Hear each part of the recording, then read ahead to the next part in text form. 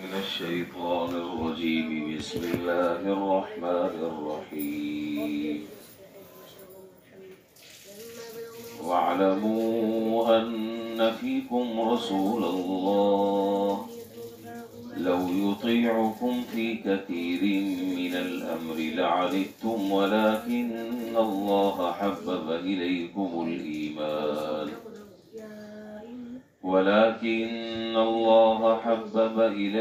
الإيمان وزينه في قلوبكم وكره إليكم الكفر والفسوق والعصيان أولئك هم الراشدون فضلا من الله ونعمة والله عليم حكيم صدق الله العظيم.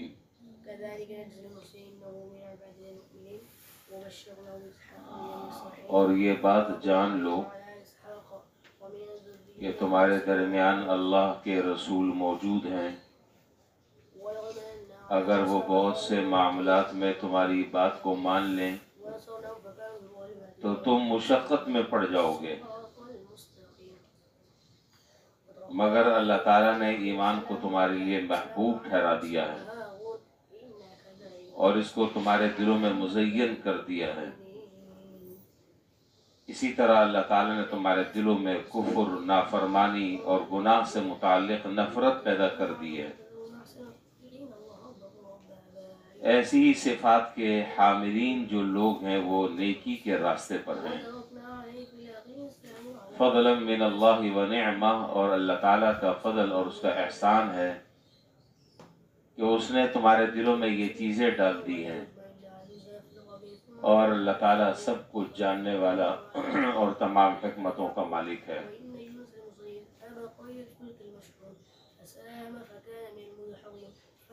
سورۃ الحجرات چل رہی ہے، یہ سورۃ الحجرات کی آیت نمبر 8 ہے، جس کی تلاوت کی اور اس کا ترجمہ آپ کی خدمت میں عرض کیا۔ آیت کا حاصل یہ ہے کہ یہ بات سمجھ لو اچھی طریقے سے کہ تمہارے درمیان اللہ تعالیٰ کے رسول موجود ہیں، اگر وہ بہت سے معاملات میں تمہاری بات کو مان لیں گے تم مشقت میں پڑ جاؤ گے، لہذا یہ خواہش کبھی نہ کرو کہ اللہ تعالیٰ کے نبی تمہاری بات ضرور مانیں گے۔ یہ پچھلے واقعے کی طرف اشارہ ہے، جو پچھلا واقعہ کل آپ نے پڑھا تھا کہ جناب نبی کریم صلی اللہ علیہ وسلم نے جب عقبہ بن معیط کو روانہ فرمایا حارث بن زرار کے پاس زکوٰۃ کی وصولی کے لیے، تو انہوں نے اپنی دانش اور اپنے خیال میں آ کر اپنا ایک خیال، اپنا ایک وہم، اپنی ایک سوچ، اس کو دماغ میں بٹھا کر جناب نبی کریم صلی اللہ علیہ وسلم کے سامنے آ کر صورتحال اور اس کا نقشہ کچھ یوں کھینچا کہ جی وہ تو مجھے مارنے پر تلے گئے، وہ تو میرے اوپر حملہ کرنے کے لیے تیار ہیں، اور وہ سب کے سب ایک دم اچانک آئے ہوئے ہیں، باہر نظر آ رہے ہیں، وغیرہ وغیرہ، جس کی کل تفصیل گزری تھی۔ امید ہے کہ ذہن میں یہ باتیں آپ کے ہوں گی۔ تو جناب نبی کریم صلی اللہ علیہ وسلم نے جب یہ بات سنی تو، اور حضرات صحابہ بھی موجود تھے، انہوں نے بھی جب یہ بات سنی تو یہ حضرات صحابہ تیش میں آ گئے اور غصے میں آ گئے کہ یہ کیسے ہو سکتا ہے کہ خود ہی انہوں نے درخواست کی کہ جی آپ ہمارے پاس اپنا کوئی نمائندہ بھیج دیں فلاں تاریخ کو، اور ہم زکوٰۃ وصول کر کر آپ کی طرف روانہ کر دیں گے، اور اب خود منحرف ہو گئے۔ تو صحابہ نے جناب نبی کریم صلی اللہ علیہ وسلم سے عرض کیا کہ ان کے خلاف تو چڑھائی کرنی چاہیے، نہیں چھوڑنا چاہیے ان کو، انہوں نے عہد کی پاسداری نہیں کی۔ تو جناب نبی کریم صلی اللہ علیہ وسلم نے حضرت خالد بن ولید رضی اللہ تعالیٰ عنہ کو یہاں سے مقرر فرما کر بھیجا، اور ساتھ ساتھ یہ بھی ہدایت دی کہ دیکھو جلد بازی نہ کرنا، جلد بازی سے کام نہ لینا، اس سے نقصان ہوگا۔ پہلے معاملات کی اچھی طرح تحقیق کرنا، اچھی طرح تفتیش کرنا، بہت دور اندیشی سے تمام معاملات کو خود دیکھنا، پھر اس کے بعد تم جس نتیجے پر پہنچو پھر مجھے بتانا۔ چنانچہ تفسیر ابن کثیر میں حافظ ابن کثیر رحمۃ اللہ علیہ نے فرمایا، اور وہ روایت ذکر کی ہے کہ اس روایت میں اس بات کا تذکرہ ہے کہ حضرت خالد بن ولید رضی اللہ تعالیٰ عنہ اپنی ٹیم کے ساتھ اور اپنے وفد کے ساتھ جب وہاں پر پہنچے تو انہوں نے شہر میں مختلف جاسوس اپنے بھیجے تاکہ صحیح صورتحال پتہ چلے کہ کیا چل رہی ہے شہر میں صورتحال۔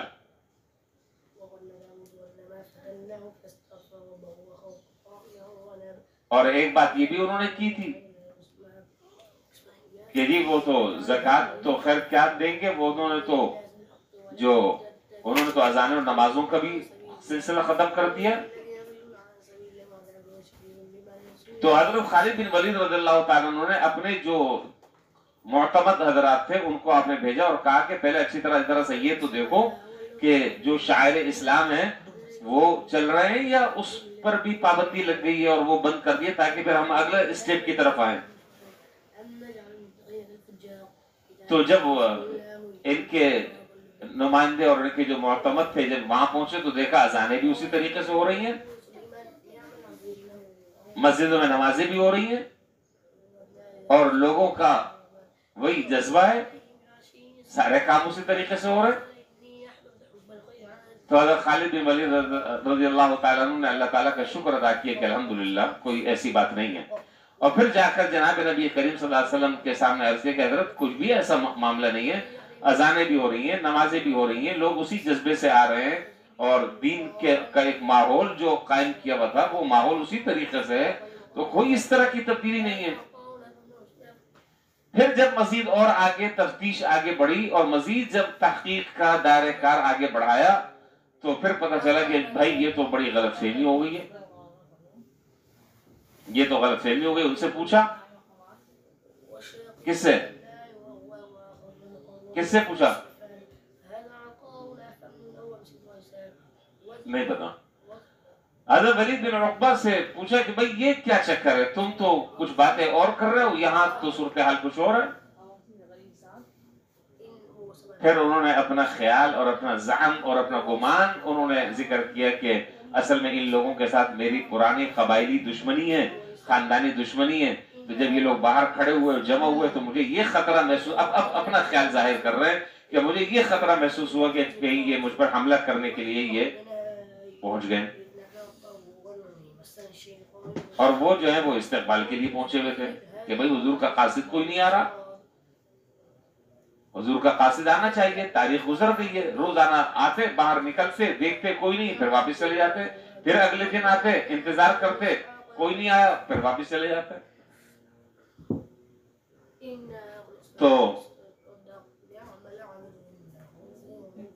آیت اللہ تعالیٰ نے نازل فرما دی اور یہ بات فرما دی حضرات صحابہ کو، سب کو یہ بات کہہ دی کہ دیکھو وَاعْلَمُوا أَنَّ فِيكُمْ رَسُولَ اللَّهِ۔ اب دیکھیں اگر یہ تحقیق اگر نہ کی جاتی، یہ تفتیش اگر نہ کی جاتی، معاملات کی تہ تک اگر نہ پہنچا جاتا اور سنی سنائی بات پر کوئی کاروائی کر لی جاتی تو آپ کو معلوم ہے کتنا نقصان ہوتا، بہت نقصان ہوتا، دونوں طرف سے خون خرابہ ہوتا، اور ان لوگوں کا خون بہ رہا ہوتا جو معصوم ہیں، ان کو کوئی قصور ہی نہیں ہے، ان سے کوئی گناہ سرزد نہیں ہوا، نہ انہوں نے کسی حکم کا انکار کیا، صرف غلط فہمی اور کنفیوژن۔ تو شریعت کی کیا تعلیم ہے، شریعت ہمیں اور آپ کو کیا سکھا رہی ہے، اور قیامت تک کے آنے والے انسانوں کو کیا سکھا رہی ہے کہ دیکھو جب تمہارے کان میں کوئی بات پڑے، جب تمہارے کان میں کوئی آواز آئے تو فوراً آنکھ بند کر کر اس آدمی کی بات کے پیچھے پیچھے مت چلو بلکہ اس کی تحقیق کر لو، اچھی طرح چھان بٹک کر لو۔ अच्छी तरह उसके मामलात तक पहुंच जाओ, वो बात जिस आदमी से मुताल्लिक है उससे मिलकर असल सूरत हाल मालूम कर लो, फिर कोई कदम उठाना है तो कदम उठा लो। तो सहाबा को यहाँ जनाब नबी करीम सल्लल्लाहु अलैहि वसल्लम के तवस्सुत से अल्लाह ताला ये बात फरमा रहे हैं कि वअलमु अन्न फीकुम रसूलल्लाह, देखो तुम्हारे दरमियान अल्लाह के रसूल मौजूद हैं। लौ युतिउकुम फी कतीरिन मिनल अम्र, अगर वो रसूल तुम्हारे बहुत सारे मामलात में बात मान ले, लअनितुम, तो तुम मुशक्कत में पड़ जाओ। क्या बात बतला दी? बात ये बतला दी कि रसूल के जिम्मे तुम्हारी हर बात को मानकर उस पर अमल करना लाजिम और जरूरी नहीं। ये एक उसूल बतला दिया है।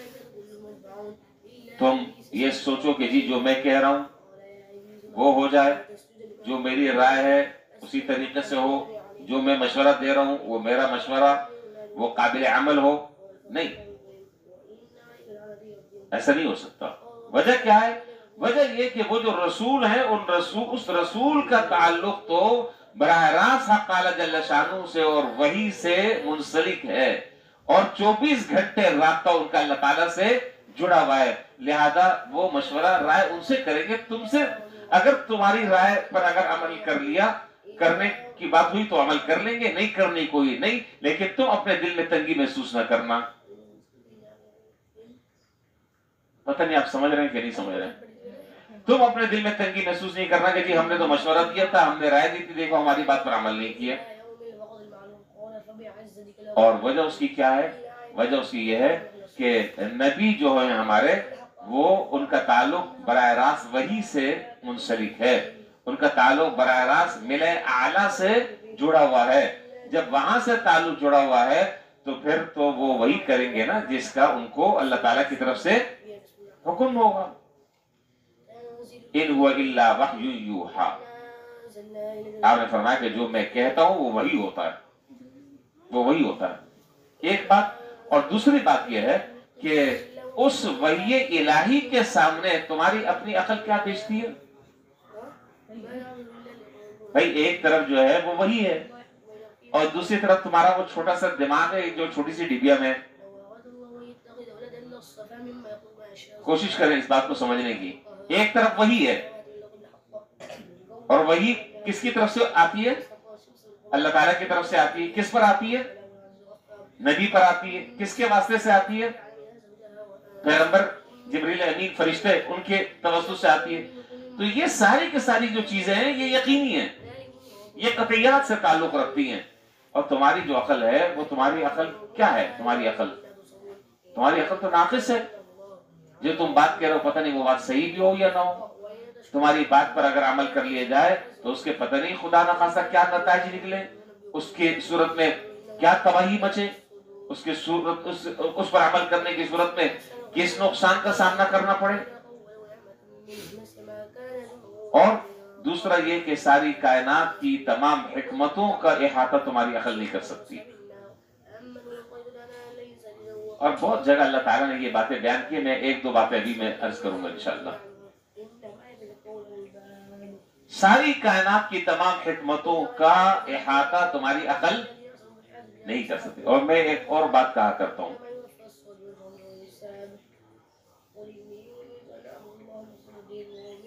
अगर वो बात आपको समझ आ जाए,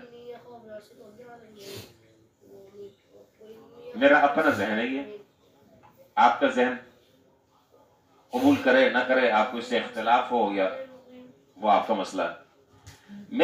मेरी अकल और मेरा जहन ये कहता है कि जहां इंसान की अकल जवाब देती है वहां से वही का आगाज होता है। समझ ले बात को। जहां इंसान की अकल खत्म होती, जहां उसकी इंतहा है, उससे आगे वही का आगाज है, उससे आगे वही की इब्तिदा है। तो तुम अपने अकल के तराजू पर अल्लाह के अहकामात को कैसे तोलोगे? और आज ये एक बहुत बड़ा फितना है, बहुत बड़ा फितना। अगर कुछ कह रहे हैं आप ऐसे कर गुजारे, मैंने कहा शायद कोई इशारा है। अच्छा, एक बहुत बड़ा फितना फैला हुआ है हमारे यहाँ। वो क्या? جو ہمارے نو تعلیم یافتہ حضرات ہیں خاص طور پر ان میں یہ فتنہ بڑا تیزی سے پھیلا ہوا ہے. کیا؟ جب ان کو کوئی بات بتائی جائے، کوئی شریعت کا حکم بتایا جائے، کوئی اللہ اور اس کے رسول کی بات بتائی جائے، تو کہتے ہیں کہ جی اس کی لاجک کیا ہے، اس کا فلسفہ کیا ہے، اس میں حکمت کیا ہے، اس میں راز کیا ہے. یعنی اس کا فلسفہ، اس کی حکمت، اس کی لاجک میرا دماغ اگر قبول کرے گا تو میں تو پھر تو مانوں گا، اور اگر میرا دماغ قبول نہیں کرے گا تو سوری. تو آپ مجھے بتائیں کہ آپ کی عقل کیا حیثیت رکھتی ہے، کیا حیثیت رکھتی ہے آپ کی عقل، جو اللہ کی حکمتوں کا احاطہ کر لے، جو اللہ کے فیصلوں کو سمجھ لے. کیا کر سکتی ہے عقل آپ کی؟ کچھ بھی نہیں.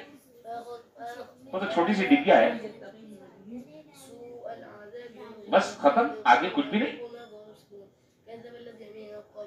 تو اس لیے یہ بات سمجھائی جا رہی ہے، یہ بات بتائی جا رہی ہے کہ دیکھو رسول کا حکم مانو، رسول کا حکم مانو، چاہے رسول کا حکم عقل میں آئے یا نہ آئے. یہ ہے کامیابی کا راز. یہ بات ذہن میں بٹھا لیں، اس کو دماغ میں اچھی طریقے سے محفوظ کر لیں، اور یہ بات اگر دماغ میں آپ کے آ گئی، سمجھ میں بات آ گئی، تو انشاءاللہ زندگی میں بہت موقع پر آپ کو اس فقیر کی یہ بات کام آئے گی. شریعت کے آگے، اللہ جل شانہ کے آگے، اللہ کے حکم کے آگے عقل کے گھوڑے نہ دوڑاؤ، گمراہ ہو جاؤ گے، گمراہ ہو جاؤ گے، بھٹک جاؤ گے راستے سے. جو ہی اللہ اور اس کے رسول کا حکم آ جائے، آمنا وصدقنا، آمنا وسلمنا، سر تسلیم خم کر دو. اور ایک بات، دوسری بات یہ ہے کہ تم ہو کون؟ بھئی ہم لوگ جو ہیں وہ اللہ تعالیٰ کے کون ہیں؟ کون ہیں؟ بندے.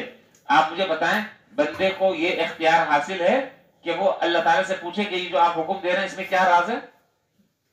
دیکھیے ترتیب، تین ترتیب ہے، تین ترتیب ہے. سب سے پہلے نمبر پر ہوتا ہے نوکر،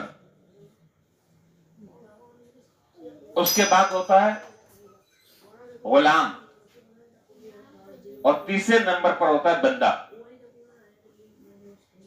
میں آپ کو مثال سے بات سمجھانے لگا ہوں. نوکر جو ہوتا ہے نا وہ 24 گھنٹے کا ملازم نہیں ہوتا، اس کے 8 گھنٹے کی ڈیوٹی ہوتی ہے، اور نہ ہر کام وہ کرے گا. نہیں، جو آپ کے اس کے ساتھ آپ کا ایگریمنٹ ہوا ہے، جو آپ نے ایگریمنٹ سائن کیا، اس کے علاوہ وہ 2 قدم بھی آگے نہیں جا سکتا. ایسے ہی ہے، 8 گھنٹے کا ملازم ہے، 8 گھنٹے آپ اسے کام لے لیں، اور وہ کام بھی وہ کہ جو آپ کے اور اس کے درمیان طے ہوا ہے.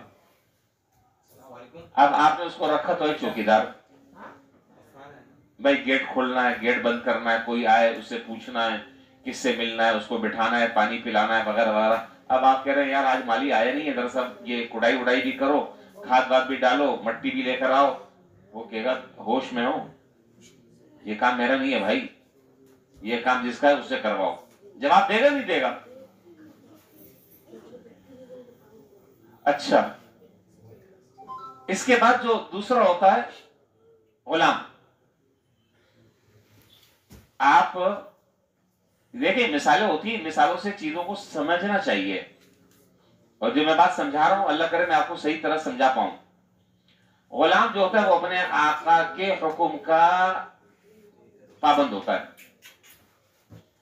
آقا نے اپنے غلام سے کہا کہ بھائی ایسا ہے، آج 2 مہمان آ رہے ہیں، اور ہم 2 میاں بیوی ہیں، 4 آدمی ہیں. ہم میاں بیوی 2 مہمان آ رہے ہیں. تم ایسا کرو کہ 10 کلو گوشت لے آؤ بکرے کا.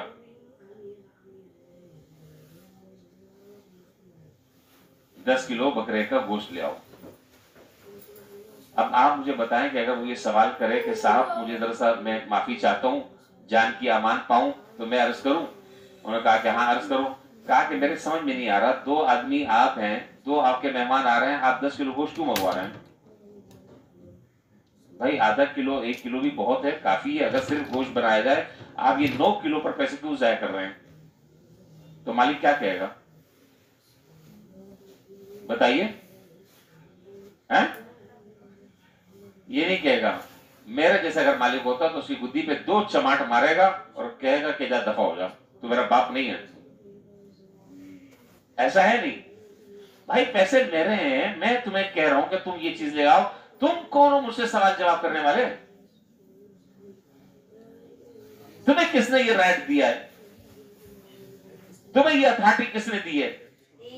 میں جو منگوا رہا ہوں پیسہ میرا ہے، حکم میرا ہے، تم میرے ملازم ہو، میں تمہیں تنخواہ دیتا ہوں. میں 10 کلو منگواؤں، 15 کلو منگواؤں، 1 پاؤ منگواؤں، 50 آدمی آئے، تمہارا کام ہے جا کر میرے حکم کی تعمیل کرنا، میرے حکم کی تعمیل کرنا. تم کون مجھ سے سوال جواب کرنے والے ہو؟ اس کو نوکری سے فارغ کر دے گا آدمی. تم اس قابل نہیں ہو، تمہارے بات ماننے کا جذبہ نہیں ہے، سوال جواب بہت زیادہ کرتے ہو تم. آج کل میں دیکھ رہا ہوں بہت زیادہ چوڑے ہو گئے ہو. اگلے مہینے اپنا حساب کرو اور فارغ. ایسے ہی ہے. تو یہ غلام ہے. اس کے بعد ہے بندہ. بندہ تو بیچارہ بندہ ہی ہے. مجھے ایک اور بات یاد آئی. ہمارے مولانا رحمت اللہ کرانی رحمت اللہ علیہ کی ایک کتاب ہے، بڑی عجیب و غریب کتاب ہے، اتنی موٹی کتاب ہے. اس کتاب کا نام ہے مخزن اخلاق. بڑی عجیب چیز ہے، عجیب باتیں ہیں اس میں. واپس آ جاؤ، واپس جنت میں پہنچ گئے تھے. میرا چشمہ نہیں ہے لیکن مجھے پھر بھی قریب قریب کا نظر آتا ہے. ہاں میں یہ دیکھ رہا ہوں کون آنکھ بند کر رہا ہے. آنکھ کھولو بھائی. اچھا جی، تو کتاب ہے مخزن اخلاق. یہ اصل میں یہ جو نیند آ جاتی ہے نا، یہ اللہ کی طرف سے مجمع پر جب سکینہ نازل ہوتی ہے، سکینہ نازل ہوتی ہے تو یہ اس سکینے کا اثر ہے. لیکن وہ سکینہ ذرا سا تھوڑی دیر کے لیے اگر اس کو چھوڑ دیں تو یہ بات اگر ہو جائے سن لیں تو اس سے فائدہ زیادہ ہوگا. اچھا جی،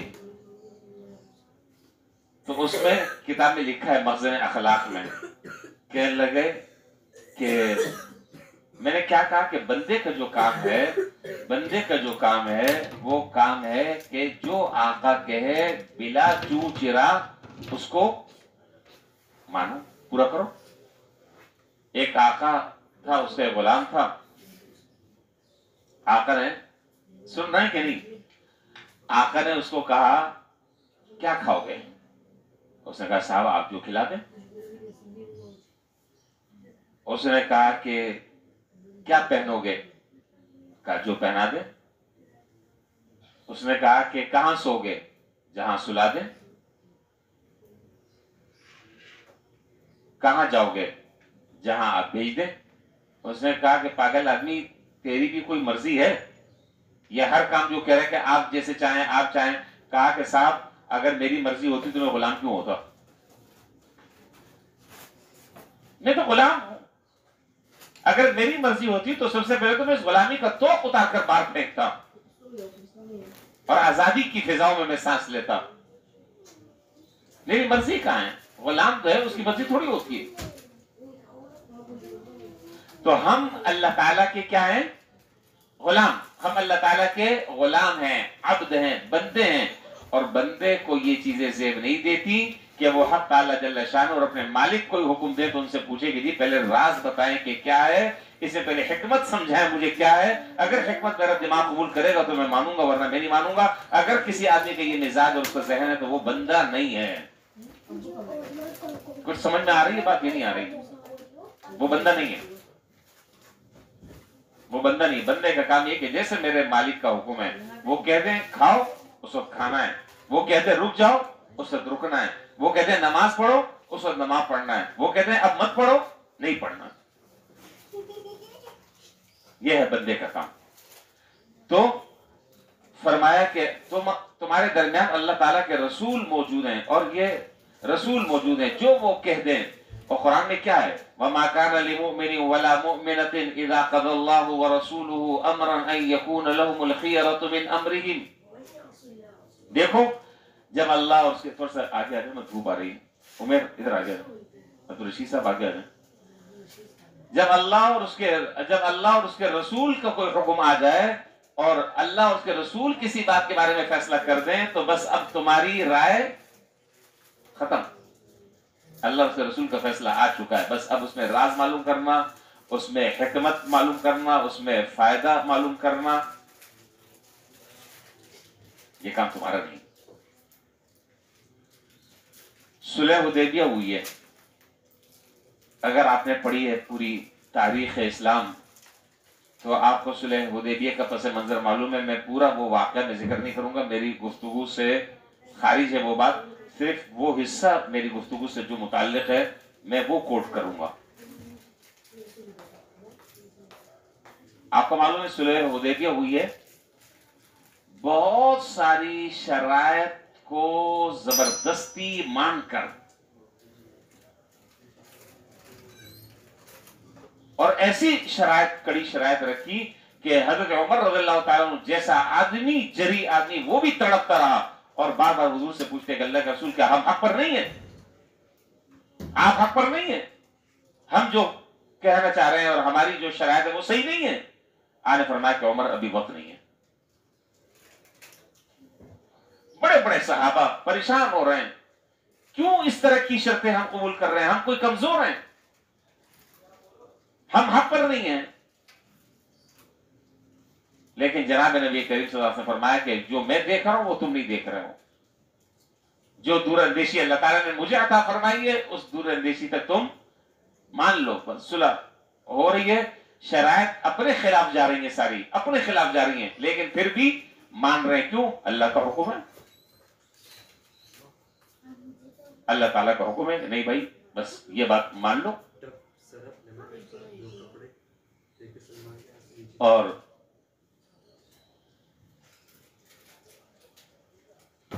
اللہ تعالیٰ کی حکمت کو نہیں سمجھ سکتے، نہیں سمجھ سکتے، بالکل ہمارے دماغ میں بات نہیں آ سکتی.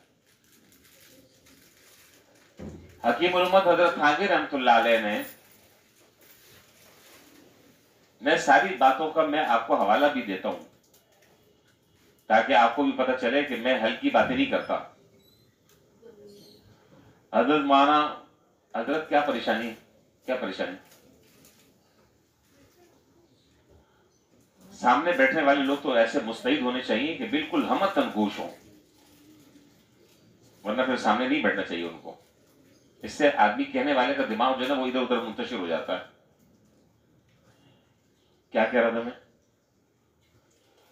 جی، حضرت مولانا تقی عثمانی صاحب دامت برکاتہم کی کتاب ہے، اس کا نام ہے اسلام اور ہماری زندگی.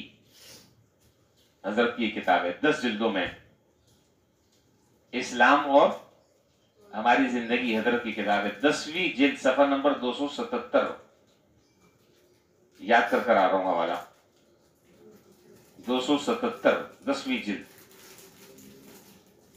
اس میں حضرت نے لکھا ہے، اور حضرت تھانوی رحمۃ اللہ علیہ کا یہ جو میں واقعہ سنانے لگا ہوں حضرت نے کتاب میں لکھا ہے اس صفحے میں.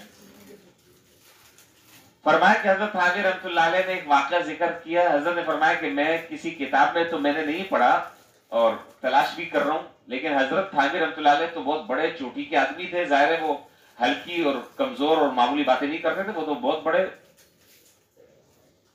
سینکڑوں کتابوں کے مصنف تھے. اس میں حضرت نے لکھا کہ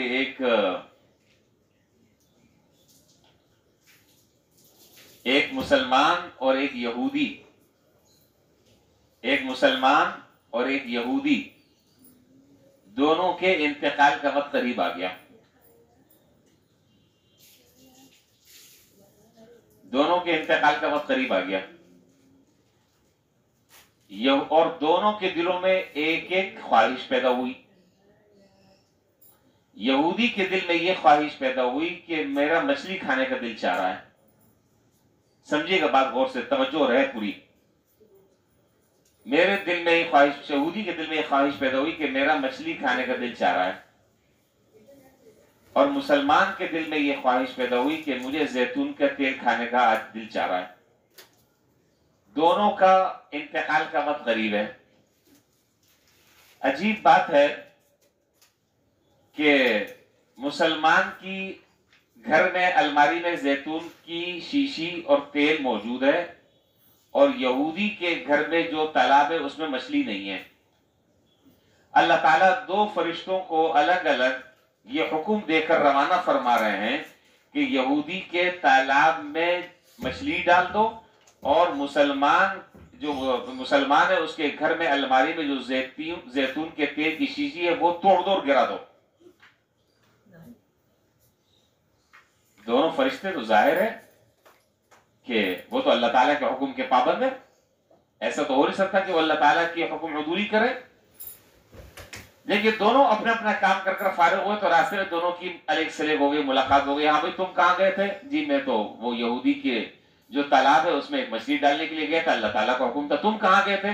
جی وہ میں مسلمان کے گھر میں جو الماری ہے اس میں زیتون رکھا ہوا تھا وہ گرانے گیا تھا۔ عجیب بات نہیں ہے؟ مجھے اللہ تعالیٰ نے حکم دیا تھا۔ تو جب یہ دونوں کاموں سے فارغ ہو کر آئے اللہ تعالیٰ کے پاس تو کہا کہ یا اللہ آپ کا جو حکم ہے وہ تو سر آنکھوں پر ہے، آپ کا جو حکم تھا وہ ہم نے پورا کر لیا اور اس حکم کی تعمیل کر لی، لیکن یہ عجیب و غریب حکم ہمارے سمجھ سے باہر ہے، ہم یہ راز نہیں سمجھ پا رہے۔ ایک مسلمان ہے، آپ کو ماننے والا ہے، آپ کا ذکر کرنے والا ہے، آپ کی عبادت کرنے والا ہے، آپ کی فرمانبرداری کرنے والا ہے، اس کے دل میں جو خواہش پیدا ہو رہی ہے وہ خواہش پوری ہو بھی سکتی ہے اور آپ پوری ہونے نہیں دے رہے۔ اور دوسرا جو ہے وہ یہودی ہے، وہ آپ پر ایمان نہیں لایا، آپ کے رسول پر ایمان نہیں لایا، کتابوں پر ایمان لے کر نہیں آیا، اور وہ معصیت و نافرمانی کی زندگی گزار رہا ہے۔ اس کے دل میں ایک خواہش پیدا ہوئی، آپ اس کی خواہش کو پورا کر رہے ہیں، تو عجیب بات ہے یہ نہیں ہے؟ یہاں تک بات سمجھ آئی تو میں آگے چلوں، ورنہ پھر میں دوبارہ اس کو بتاؤں۔ سمجھ آگے بات؟ اللہ تعالیٰ فرمایا کہ بھائی دیکھو تم دونوں ہماری حکمتوں کو نہیں سمجھ سکتے، تم دونوں ہماری حکمتوں کو نہیں سمجھ سکتے۔ پھر فرمایا کہ جہاں تک یہودی کا معاملہ ہے تو یہودی کا معاملہ یہ ہے کہ یہ تو ہمارا نافرمان تھا، جو دنیا میں اس نے کہا وہ ہم نے پورا کیا، جو اس کی خواہش تھی وہ ہم نے پوری کی، جو اس نے چاہا وہ ہم نے دیا، ایک آخری اس کی خواہش باقی تھی، ہم نے کہا چلو اس کو بھی پورا کر دیتے ہیں تاکہ جب یہ ہمارے پاس آئے تو تمام کے تمام چیزوں کا حساب کتاب بے باک ہو جائے، دنیا میں بے باک ہو جائے۔ اور جو مسلمان تھا، مسلمان جو تھا اس کے چونکہ ہمیں درجات بلند کرنے تھے، اعمال میں اس کی اتنی طاقت نہیں تھی، جب وہ شیشی ٹوٹی تو ٹوٹنے سے اس کے دل پر ایک آہ لگی، اس کو تکلیف ہوئی، اور اس تکلیف کے نتیجے میں ہمیں اس کا درجہ بلند کرنا تھا، لہذا جب وہ ہمارے پاس آیا تو ہمیں اس کو وہ اجر اور ثواب دینا تھا جو اس کے اپنے اعمال نامے میں نہیں تھا۔ اس سے جو چوٹ لگی دل پر، جو صدمہ پہنچا، ہم نے اس کی وجہ سے اس کے کچھ ثواب کو لکھا تھا جو ہمیں اسے دینا تھا، وہ ہم نے اس کو دے دیا۔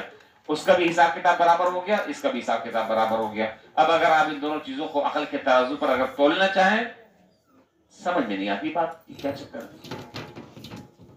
کچھ سمجھ شریف میں بات آ رہی ہے کہ نہیں آ رہی؟ تو ہم کون ہوتے ہیں؟ اب ایک آدمی جو ہے وہ یہ اعتراض کرے، ایک آدمی بے عقل آدمی اعتراض کرے کہ بھائی یہ اللہ تعالیٰ نے بڑا عجیب و غریب حکم دیا کہ مغرب کی 3 رکعت نماز پڑھو۔ 3 کا عدد جو ہے نا وہ بالکل عجیب سا ہے، بے تکا ہے، یا تو 2 ہونی چاہیے یا 4۔ یہ 3 کا کیا تک ہے؟ نہیں میں آج سے 4 پڑھوں گا۔ تو شاہ صاحب کیا خیال ہے؟ 3 کا عدد اس کو عجیب سا لگ رہا ہے، نہیں میں 4 رکعت پڑھوں گا۔ 4 رکعت پڑھ رہا ہے، 4تھی رکعت میں قرآن پڑھ رہا ہے، رکوع کر رہا ہے، سجدہ کر رہا ہے، ہو جائے گی نماز؟ نہیں ہوگی۔ کیوں؟ اللہ تعالیٰ کا جو حکم تھا اس حکم کی خلاف ورزی کر رہا ہے۔ ہم نے جو کہہ دیا ہے بس ہمارے حکم کے سامنے اپنے عقلی گھوڑے مت دوڑاؤ، ختم۔ پورے 30 دن روزے رکھیں گے انشاءاللہ، 30 دن روزے رکھیں گے۔ اب روزے رکھتے ایک آدمی کو مزہ آ گیا۔ مزہ تو ہے واقعی، بہت مزہ ہے، مزہ تو ہے، ہمیں تو آتا، بس تھوڑا سا 2:30-3 بجے کے بعد ذرا حالت خراب ہونی شروع ہو جاتی ہے۔ باقی تو مزہ تو ہے، ظاہر ہے اللہ کا حکم ہے اس لیے مزہ آ رہا ہے۔ خیر ابھی تو خیر موسم بھی بہت اچھا ہے الحمدللہ، کوئی اتنی تکلیف بھی نہیں ہے، اللہ کا شکر ہے۔ اللہ نے پورے کروا دیے. اللہ تعالیٰ باقی جو رہ گئے اس کو بھی آسانی اور عافیت کے ساتھ پورے کروا دیں. ایک آدمی جو ہے وہ مسلسل روزے رکھ رہا ہے، روزے رکھ رہا ہے، روزے رکھ رہا ہے، روزے رکھ رہا ہے، اب عادت بن گئی ہے، اب وہ یہ چاہ رہا ہے کہ میں عید کے دن بھی روزہ رکھوں. کیا خیال ہے؟ گناہ ہے، گناہ کبیرہ ہے، حرام ہے، حرام. کیوں؟ اس لیے کہ اللہ تعالیٰ فرما رہے ہیں کہ بھائی یہ جو دن ہے آج عید کا، یہ تو ہماری طرف سے تمہاری مہمان نوازی کا ہے، یہ تو تمہارے لیے مہمان نوازی کا ہے. اور آدمی کسی کو دعوت پر بلائے اور وہ آدمی روزے سے جائے تو اگلے پر کیا گزرے گی؟ جس نے ہماری اچھی دعوت کی لاج رکھی ہے. تو میں کیا بات سمجھانا چاہ رہا ہوں؟ اللہ اور اس کے رسول کا جو حکم ہے بس وہ اول اور آخر ہے. اللہ اور اس کے رسول کا جو حکم ہے وہ اول اور آخر ہے. اس میں نہ کسی تعویل کی گنجائش، نہ اس میں کوئی سوال جواب کرنے کی گنجائش، نہ اس میں قیل و قال کرنے کی گنجائش، نہ اس میں لیت و لعل کرنے کی گنجائش، نہ اس میں کوئی مصلحت اور وجہ پوچھنے کی گنجائش. ہمیں یہ چیزوں کا حق پہنچتا ہی نہیں ہے اس طرح سے. اور جب یہ بات زندگی میں سمجھ میں آ جائے گی نا انشاءاللہ، جس دن یہ بات سمجھ میں آ جائے گی، بہت سارے مسئلے اللہ نے چاہا زندگی میں آپ کے حل ہو جائیں گے انشاءاللہ. ایک اور بات میں آپ کو سنا دیتا ہوں، پھر آگے بات کرتے ہیں. سامری کا نام سنا ہے؟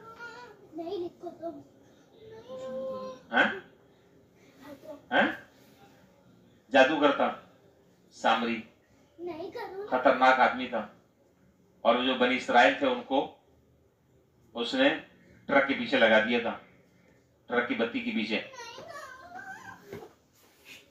پتا ہے نا وہ ایک بچڑا بنایا تھا، بچڑا بنایا تھا. وہ ہے نا قرآن میں 16ویں پارے میں، کیا ہے وہ آیت؟ کون ہے حافظ؟ جی حافظ صاحب جی.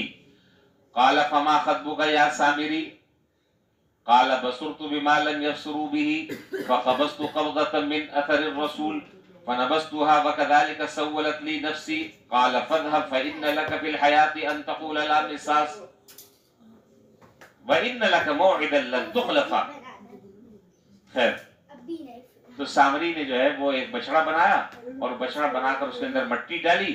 اور وہ مٹی وہ تھی کہ جو حضرت جبرائیل علیہ السلام جس گھوڑے پر سوار تھے تو وہ مٹی، وہ گھوڑا جس جگہ پر پاؤں رکھتا تھا وہاں سے سبزہ اگ جاتا تھا، وہاں سے سبزہ اگ جاتا تھا. تو وہ مٹی اس نے اٹھائی اور اٹھا کر جو ہے وہ اس میں ڈالے. اب بچڑے میں سے آواز آنے لگی. اس کے بعد پھر اس نے کہا بنی اسرائیل سے، کیا کہا کہ وہ کیا ہے پیچھے، قالوا ما اخلفنا موعدك بملک، کیا ہے؟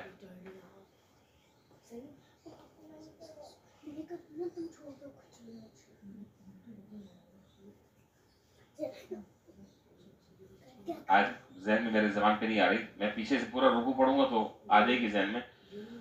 تو اس نے کہا کہ یہ ہے تمہارا معبود. موسیٰ علیہ السلام وہاں کرنے کے لیے کیا گئے؟ کوہ طور پر. یہ ہے تمہارا معبود، اس کی عبادت کرو، اس کی پوجا کرو، اس کی عبادت کرو، اس کی پوجا کرو، یہ ہے معبود تمہارا. ایک سامری یہ تھا. اور ایک سامری جو ہے تھا جس کا نام تھا موسیٰ بن ظفر. اس سامری کا نام تھا موسیٰ بن ظفر. وہ ایک اور تھا، اس کا لقب بھی سامری تھا، نام اس کا موسیٰ بن ظفر تھا. اس کا نام موسیٰ بن ظفر تھا. وہ تھا، اس کا نام تھا موسیٰ بن عمران. موسیٰ بن عمران. اب اللہ تعالیٰ کی عجیب شان ہے. ایک شخص تھا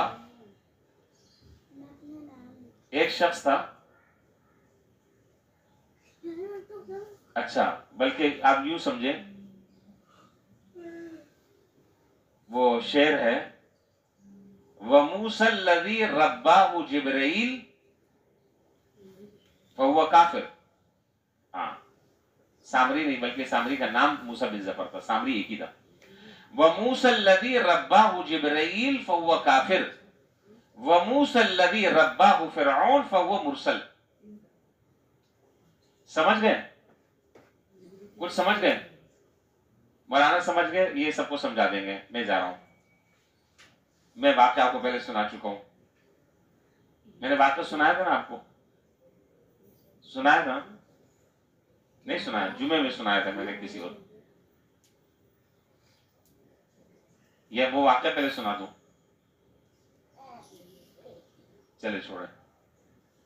तो वमूसल्लज़ी रब्बाहु जिब्रील फहुव काफिर वमूसल्लज़ी रब्बाहु फिरऔन फहुव मुरसल। कहते हैं कि दो मूसा नाम के आदमी थे। एक तो हजरत मूसा अलैहिस्सलाम थे, हमारे जो नबी थे। हजरत मूसा अलैहिस्सलाम की परवरिश कहाँ हुई है, किसके हाथों हुई है? बोले जल्दी जल्दी बोले। फिरौन क्या हुई है, ठीक है। और एक मूसा वो था जो बचपन में, यही सामरी, जिसका असल नाम सामरी था, इसकी परवरिश जो है वो की जिब्रील अलैहिस्सलाम ने। किस तरीके से की? इस तरीके से की कि इसके ये जब पैदा हुआ तो इसके माँ बाप ने इसको पहाड़ की चोटियों पर छोड़ दिया। न कोई उसको पालने वाला, न उसको कोई खुराक पहुंचाने वाला, न उसको कोई दवा दारू करने वाला।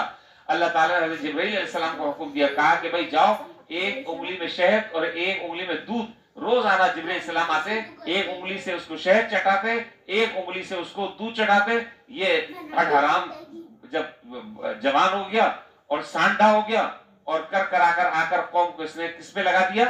तबाही बर्बादी पे लगा दिया। और एक मूसा वो जो फिरौन की, जिन्होंने परवरिश, फिरौन ने जिसकी परवरिश की, उस मूसा को अल्लाह ने नबी बना दिया।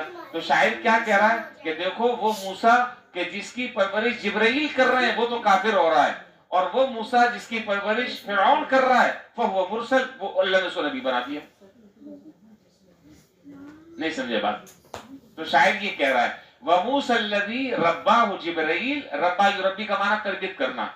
वमूसल्लज़ी रब्बाहु जिब्रील फहुव काफिर, वो मूसा के जिसकी परवरिश हजरत जिब्रील अलैहिस्सलाम कर रहे हैं और शहद और दूध चटा चटा कर उसको हट्टा कट्टा मुस्टंडा बना दिया, उसने तो कौम को जो है वो शिर्क में मुब्तला कर दिया। वमूसल्लज़ी रब्बाहु फिरऔन फहुव मुरसल, और वो मूसा के जिसकी परवरिश फिरऔन कर रहा है, यानी नामी ग्रामी काफिर कर रहा है, उनको अल्लाह ताला ने रसूल बना दिया। तो अल्लाह की हिकमतों को कौन समझ सकता है? अल्लाह ताला के राजों को कौन जान सकता है? कौन उसकी मसलहतों को समझ सकता है कि किससे अल्लाह ताला को क्या काम लेना है और किसको कहां तक अल्लाह को पहुंचाना है? हम और आप नहीं समझ सकते। You are agree? ओके, देखिए बस अभी तो आज इतनी मुझे बात जिक्र करनी थी, फिर कल बात करेंगे। तो देखें यहां क्या कहा, आज को दोबारा देख रहे हैं। वालमु अन्ना फीकुम रसूलल्लाह, जान लो कि तुम्हारे दरमियान अल्लाह ताला के रसूल मौजूद हैं। लौ युतिउकुम फी कसीरिन मिनल अम्रि लअनितुम, अगर वो बहुत से मामलात में तुम्हारी बात मान लें तो तुम किस में पड़ जाओगे? बोले भाई मुशक्कत में पड़ जाओगे। तुम बस जो रसूल पूछे मशवरा दे दो और मशवरा देकर तुम फारिग। अब अगर तो हक में बेहतर होगा, अल्लाह ताला रसूल के दिल में बात डालेंगे, मान लेंगे। नहीं बात दिल में आएगी, नहीं मानेंगे। लेकिन उससे जब तुम्हारी बात न मानी जाए तो तुम अपना दिल खराब न करना कि देखो जी हमने तो राय दी थी, हमारी बात की तो कोई उनकी नजर में अहमियत ही नहीं है। अगर ये दिल में ख्याल आ गया तो तुम्हारी जिंदगी के सारे आमाल अकारत हो जाएंगे और ज़ाया हो जाएंगे। क्योंकि नबी के खिलाफ जरा सी दिल में बात आ जाए और दिल में गुबार पैदा हो जाए तो आदमी का ईमान बाकी नहीं रहता। वलाकिन्नल्लाह हब्बब इलैकुमुल ईमान वज़य्यनहु फी क़ुलूबिकुम, मगर अल्लाह ताला ने ईमान को तुम्हारे लिए महबूब ठहरा दिया, उसको तुम्हारे दिलों में मुज़य्यन कर दिया। तुम्हारे दिलों में अल्लाह ताला ने ईमान की तुख़्म रेज़ी कर दी जिसकी वजह से तुम उसे पसंद करते हो। और फिर ऐसा अल्लाह ने वो ईमान तुम्हारे दिल में बिठाया, वो ईमान अल्लाह ने ऐसा दिल में बिठाया कि तुम अब जान देने के लिए तैयार हो लेकिन ईमान से दस्तबरदार होने के लिए तैयार नहीं हो। अब तुम्हें वो ईमान तुम्हारी जान से ज्यादा महबूब और अजीज है, तुम्हारे अपने माल और औलाद से ज्यादा वो ईमान तुम्हारी नजरों में तुम्हारे लिए महबूब है। ये अल्लाह ने उस ईमान को तुम्हारे दिलों में बिठा दिया, उसकी मोहब्बत बिठा दी। वकर्रह इलैकुमुल कुफ्र वल फुसूक वल इस्यान, और अल्लाह ताला ने तुम्हारे दिलों में कुफर, नाफरमानी, गुनाह से मुतालिक नफरत पैदा कर दी जिसकी वजह से तुम इन चीजों को नापसंद करते हो, इससे तुम बचते हो। उलाइका हुमुर राशिदून, फरमाया कि इस तरह की सिफात के जो लोग हैं और इस तरह के जो हामिलीन हैं ये राह रास्त पर हैं। फज़लन मिनल्लाहि व निअमा, ये तो देखो अल्लाह ताला का फजल, उसका एहसान है कि तुम्हारे दिलों में अल्लाह ताला ने ये चीजें डाल दी हैं। लिहाजा अगर अल्लाह के नबी तुम्हारी कोई बात न माने तो उसको बुरा न मानो, बल्कि नबी के फैसले पर सरे तस्लीम खम कर दो। वल्लाहु अलीमुन हकीम, और अल्लाह ताला सब कुछ जानने वाले हैं, तमाम हिकमतों के मालिक हैं, आलिमुल गैबि व शहादा हैं। वो किसको क्या हुक्म दे रहे हैं। बस औकात ऐसा होता है, असा अन तुहिब्बु शैअन, क्या है, असा अन तकरहु शैअन व हुवा खैरुल लकुम व असा अन तुहिब्बु शैअन व हुवा शर्रुल लकुम। कभी एक चीज देखने में बड़ी नागवार लग रही होती है, लेकिन उसके पीछे अल्लाह ताला को खैर लेकर आना होता है। और कभी एक चीज जो है वो बज़ाहिर बड़ी सोने की तरह चमक रही होती है, लेकिन उसके पीछे मुसीबतों का सिलसिला। इसलिए बंदे बनकर रहो, बंदे बनके अल्लाह का बंदा बनकर रहो। और देखिए जनाब नबी करीम सल्लल्लाहु अलैहि वसल्लम के अल्लाह ताला ने बहुत सारी सिफात जिक्र की है कुरान करीम में, बहुत सारी सिफात जिक्र की हैं। लेकिन जब मेराज का सफर का वाक़या जब पेश आया, तो उस मेराज के सफर में अल्लाह ताला ने जनाब नबी करीम सल्लल्लाहु अलैहि वसल्लम के लिए एक लफ्ज़ इस्तेमाल किया, सुब्हानल्लज़ी असरा। पढ़ें आगे, असरा में यहाँ तो मैं भी पढ़ रहा हूँ, आगे पढ़ो ना। सुब्हानल्लज़ी असरा बिअब्दिही लैलन मिनल मस्जिदिल हराम इलल मस्जिदिल अक़्सल्लज़ी बारकना हौलहू लिनुरियहू मिन आयातिना इन्नहू हुवस समीउल। पूरा पारा सुना दूं? नहीं, कुरान सुनने का ज़ौक़ नहीं है, कहते नहीं सुनाओ कुरान। हाँ, अच्छा नहीं, ये मतलब नहीं है। तो बस मकसद मेरा सिर्फ यहाँ बताना ये है कि देखिए यहाँ जब मेराज का अल्लाह ताला वाक़या बयान कर रहे हैं, तो जनाब नबी करीम सल्लल्लाहु अलैहि वसल्लम के लिए अल्लाह ताला अब्द का लफ्ज़ इस्तेमाल कर रहे हैं। पाक है वो ज़ात जो अपने बंदे को लेकर गया, सातों आसमान और सातों जमीन की सैर कराई, सबअ समावात की सैर कराई।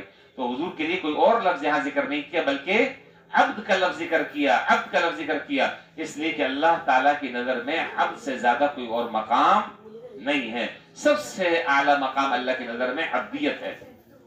क्या है? अब्दियत है। बंदा बनकर आदमी जिंदगी गुजारे, बंदा बनकर, और ये अदा अल्लाह ताला को बहुत पसंद है।